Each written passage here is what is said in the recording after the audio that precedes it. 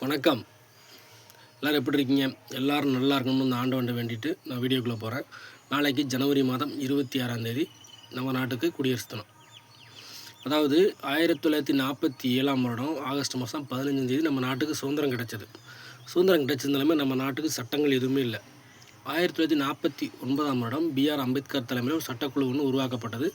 அந்த குழு உருவாக்கிய சட்டத்தை நிறைவேற்றும் வகையில் தான் நம்ம நாட்டிற்கு ஜனவரி மாதம் 26ஆம் தேதி 1950ஆம் வருடம் குடியரசு நாளாக கொண்டாடப்படுகிறது.